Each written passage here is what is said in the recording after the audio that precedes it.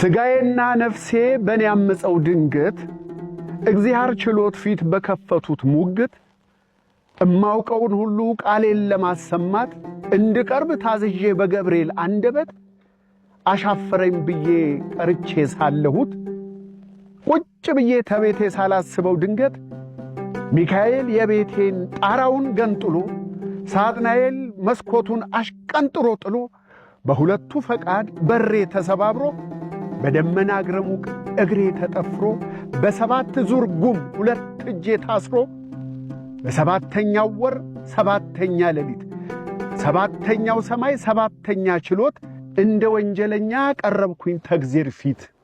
ሚካኤል ቀኝ እጄን ሳጥናኤል ግራውን ክንድና ክንዴ ላይ ጨመደው ይዘውኝ ተዚያው ተችሎቱ ሰማይ ላይ ተክለውኝ እንደ ተማከሩ ሁለቱም ባንድ ቃል እግዚአብሔር ይመስገን ይኸውና ቀርቧል አሉና ለእግዚአብሔር ወደ እኔ ጠቁመው በማላውቀው ቋንቋ እርስ በርስ አውርተው ሚካኤል ወደ ቀኝ ያኛው ወደ ግራው እኩል ሰባት እርምጃ ተራምደው ቆሙ በተጠንቀቅ ፊት ለፊት ተፋጠው።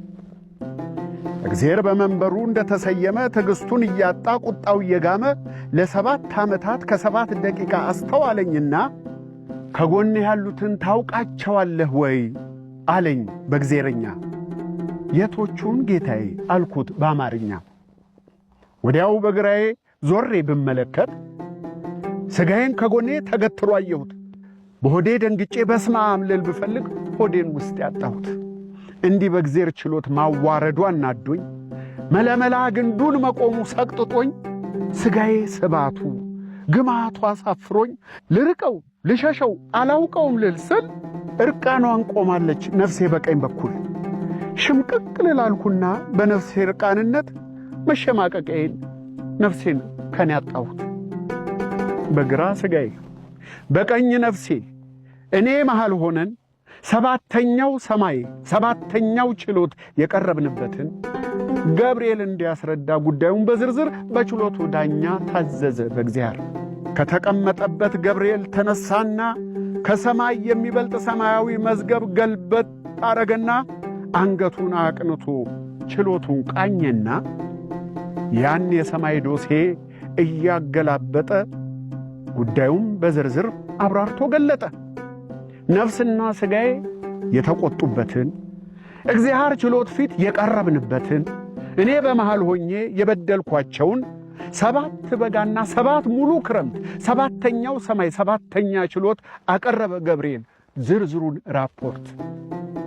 የገብርኤል ራፖርት እንደተፈጸመ እግዚአብሔር ባንክሮ እንደተደመመ ራሱን ነቅንቆ እየተገረመ በላ ምትለውን ልስማህ ንገረኛ፣ ታምናለህ አታምንም አለኝ በአማርኛ። ምኑን ነው ጌታዬ አልኩት በእግዚአብሔርኛ። እግዚአብሔር ያለ ወትሮ ከት ብሎ ስቆ በትሩን አኑሮ ካባውን አውልቆ ዘውዱን አስቀምጦ ተገርሞ ተደንቆ ምኔንም አየና ይንከተከት ጀመር ተደሞ እንደገና። ሰባት በጋና ሰባት ሙሉ ክረምት ሲነበብ የኖረው ወንጀሌ ባይገባኝ እግዚአብሔርን አሳቀው። ችሎት የታደመው ሁሉም አብሮ ሳቀ። ሚካኤል ደስ አለው፣ ገብርኤል ፈነደቀ፣ ሳጥናኤል ዘለለ፣ ቤልዜቡል ቧረቀ። ሥጋ ነፍሴና እኔ ብቻ ግራ ገብቶን ፍርዱን እስክንሰማ እስክናውቀው ጓጉተን አንድ ጊዜ እርስ በርስ አንድ ጊዜ ገብርኤልን አንድ ጊዜ ቤልዜቡልን አንዴ ሚካኤልን አንደዜ እግዚአብሔርን አንዴ ሳጥናኤልን በሳቃቸው መሃል ስናይ ተደናግጠን ሰባት ጊዜ 70 ዓመታት ቆይተን በሰባተኛው ወር ሳቃቸው ሁሉ አልቆ በሳቅ የወረደው እንባቸውም ደርቆ ሰባተኛው ችሎት ጸጥ አለ ባንድ አፍታ። ሥጋዬ ውስጥ ያለው ልቤ ልቡ መታ፣ ነፍሴ ተደበቀች ነፍሴ ውስጥ ገብታ፣ እኔም ውስጥ ዝም አለ የውስጤ ዝምታ። እግዚአብሔር እንደገና ካባውን ደረበ፣ ጨበጠ በትሩን፣ አጠለቀ ዘውዱን። አንዴ ሚካኤልን አንዴ ሳጥናኤልን ግራ ቀኝ አየና ምን እንደው ፍርዳቸው ሐሳብ እንዲሰጡ በእጁ ጋበዛቸው። ሳጥናኤል ሐሳቡን ይፎክረው ጀመር። ሥጋውን በድሏል በእውነት ይህ ፍጡር፣ ምንም የማያውቀው የዋሁን ሥጋውን ለሰው ይምሰል ብቻ ወይ ላይ ጠቅማት ነፍሱን አንገላቷልና ይህንን ውብ ሥጋ ይህንን ውብ ገላውን እግዚአብሔር በጥበብ ነፍስና ሥጋውን በውስጡ አዋህደ ሰተኛ ሁኑን ይዤው ልሂድና ላሳየው ሲኦልን አለና ፎከረ። እንደተገለለ ሚካኤል በተራው ሐሳቡን ቀጠለ። ነፍሱ በምድር ላይ በእውነት ተጨንቃለች። ከዚህ ሥጋ ጋር መኖር አልፈልግም ልቀቀኝ ብላለች። ግን በግብዝነት ለማይጠቅመው ነገር ለሥጋ እያደላ ቢበድላት መጣች ይኸው አቤት ብላ። የምድሩ ስቃይዋ መከራ ፍዳዋ ይበቃታልና ነፍሱን ከሥጋዋ በዚህ በፍጡር ውስጥ አንድ ላይ አኑረው ስጠኝ ይዤው ልሂድ ገነት ይሁን ቦታው አለና ቁጭ አለ ሚካኤል በፈንታው። እግዚአብሔር በታሪኩ አይቶት የማያውቀው ግራ የሚያጋባ ዳኝነት ገጠመው። ለማን እንደሚሰጥ ብይኑ አስጨነቀው።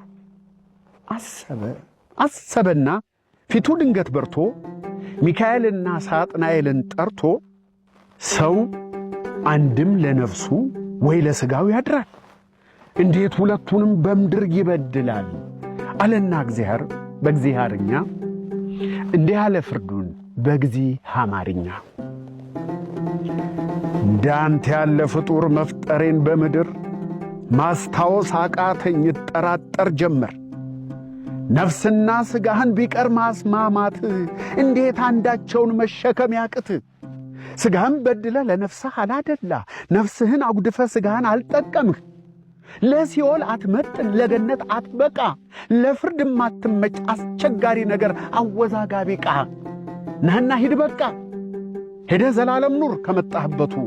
ሥጋህን ሳጥናኤል ይውሰደው ወደ ርስቱ፣ ነፍስህን ሚካኤል ያኑራት ገነቱ ብሎ አሰናበተኝ እግዚአብሔር ከፊቱ። ሰባተኛው ችሎት ይህም ፍርድ አግኝቼ ሥጋዬን ለሲኦል ነፍሴን ገነት ትቼ ዘላለም እንድኖር እግዚአብሔር ፈርዶልኝ አለ ሥጋ ለነፍስ እንድኖር ፈቅዶልኝ ባዶን ሂድ ብሎኝ ባዶዬን መጣሁኝ።